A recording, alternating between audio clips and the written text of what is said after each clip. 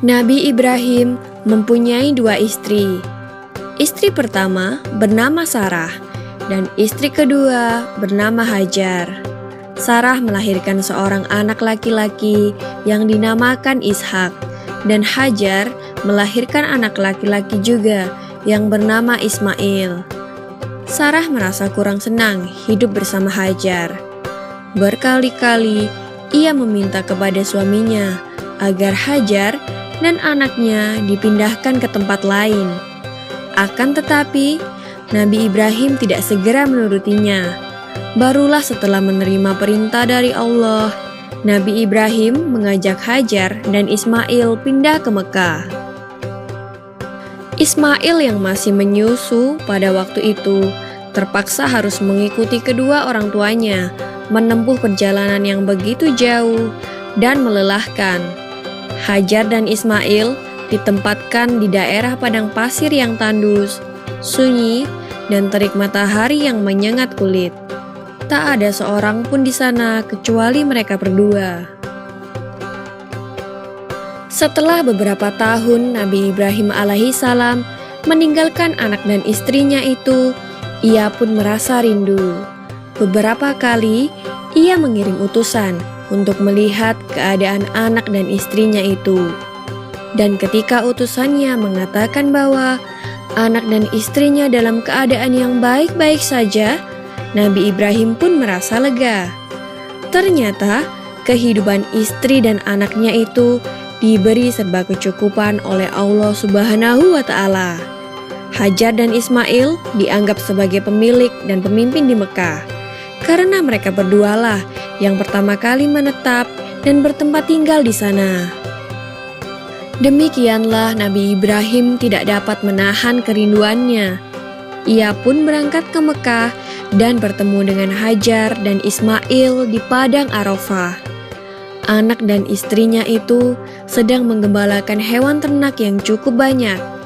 Dalam perjalanan pulang ke Mekah, setelah menggembalakan ternak, mereka beristirahat di Musdalifah karena kelelahan dan akhirnya tertidur. Dalam tidurnya yang sebentar itu, Nabi Ibrahim alaihissalam mendapat wahyu melalui mimpinya. Ia diperintahkan oleh Allah untuk menyembelih Ismail. Anak kesayangannya itu harus dikurbankan sebagai bukti patuhnya Nabi Ibrahim terhadap Tuhannya. Seketika itu juga, Nabi Ibrahim terkejut dan berdebar-debar. Tampak begitu beratnya ujian kali ini. Ia pun akhirnya menguatkan hati demi rasa cintanya yang lebih besar kepada Allah Subhanahu wa Ta'ala. Ia juga pada akhirnya memberitahukan mimpi itu kepada Ismail. "Wahai anakku Ismail, dalam mimpi aku diperintahkan oleh Allah untuk menyerahkanmu sebagai kurban, dan aku harus menyembelihmu. Bagaimana pendapatmu, wahai anakku?" Kata Nabi Ibrahim. Ismail pun menjawab, "Wahai ayah, sekiranya itu perintah Allah, maka laksanakanlah apa yang telah diperintahkannya kepadamu. Aku akan tetap sabar dan ikhlas menerima cobaan ini." Dikisahkan iblis berusaha merintangi perintah Allah kepada Nabi Ibrahim. Berkali-kali iblis membujuk Nabi Ibrahim agar tidak melaksanakan perintah itu.